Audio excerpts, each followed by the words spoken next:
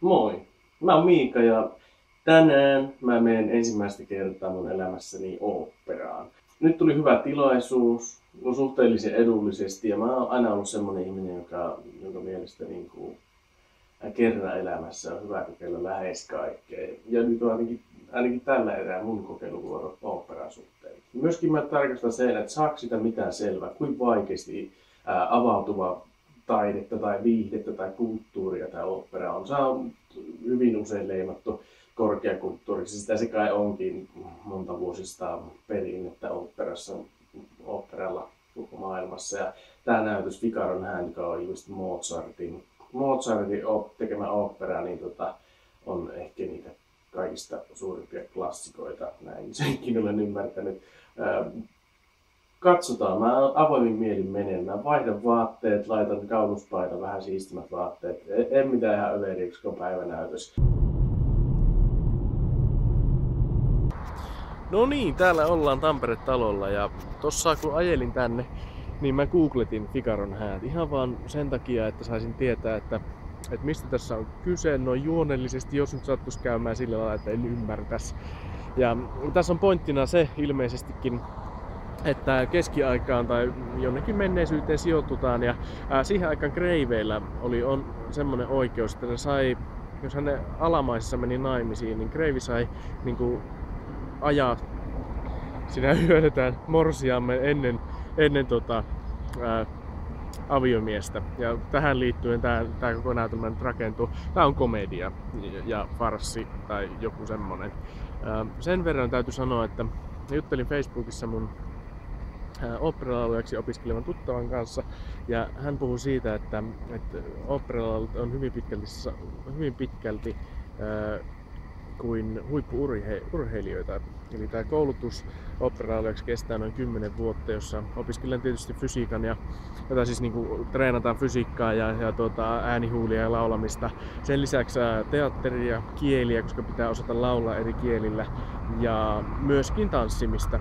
Eli hyvin kokonaisvaltainen ja hyvin monitahoinen koulutus on kyseessä. Keski-Euroopassa myös niin oopperalla on vähän erilainen asema yhteiskunnassa kuin mitä Suomessa. Täällä monesti se on totuttu ajattelemaan eräänlaisena pönötyksenä, kun taas Keski-Euroopassa ei ole ollenkaan epätavallista, että nuoret kokoontuu illalla yhteen etkoilemaan ja sitten illanvieton jälkeen tai siinä etkoilujen jälkeen lähtevät sitten yhdessä katsomaan oopperaa. Eli hyvin erilaista illanviettotavasta on kyse siellä. Mä lähden nyt kokeilemaan, katsomaan, että miltä toi opera vaikuttaa ja raportoin sitten jälkikäteen ensituntemuksiani siitä.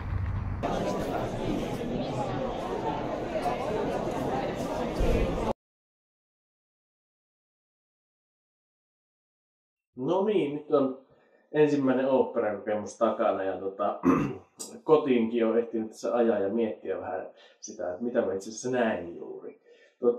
Sen täytyy ihan esimerkiksi sanoa, että toi Figaron Hand tuolla Tampere-talossa oopperana tuotannolta aivan mahtava. Siellä oli musiikki ja ne oopperalaulajat, lavasteet, valaistus. Kaikki niin oli erittäin hyvin tehty. Sitä oikein huokui semmoinen laatu sille, että muoto oli kunnossa. Ja samalla mä tuossa automatkalla mietin sitä, että no miksi se ei kolahtanut sitten enempää. Ja kun mä sitä hetken siinä mietin, niin mä tajusin sen, että se ei mulle kolahtanut sen enempää, koska mä oon tottunut siinä viihteessä, elokuvat, teatteri, laadukkaat TV-sarjat, niin mä oon tottunut siihen, että se tarina on monikerroksinen. Se on monta ulottuvuutta ja se vetoaa semmoisella rikkaudellaan erityisesti. Ja sitten kun vertaa tuohon Figaro-häihin, niin se tarina oli erittäin yksinkertainen. Sen olisi voinut yhteen A4 draftata tosi nopeasti.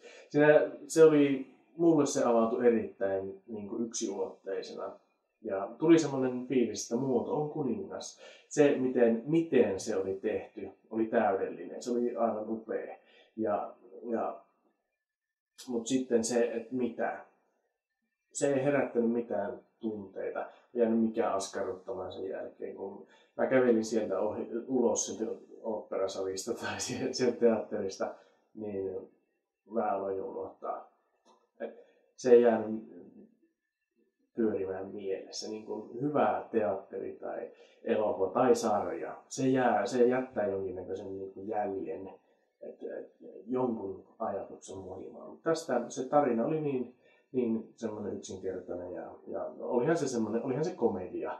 Mutta mä en tiedä tuommoista niin kuin oopperan perinteestä, että onko ne tarinat aina tämmöisiä vai onko siellä sitten jotakin semmoisia vähän niin kuin erilaisiakin modernimpia oopperoita kenties, jotka saattaisi toimia paremmin. Mutta erinomainen kokemus ja suosittelen kyllä kaikille, että ainakin kerran kannattaa käydä.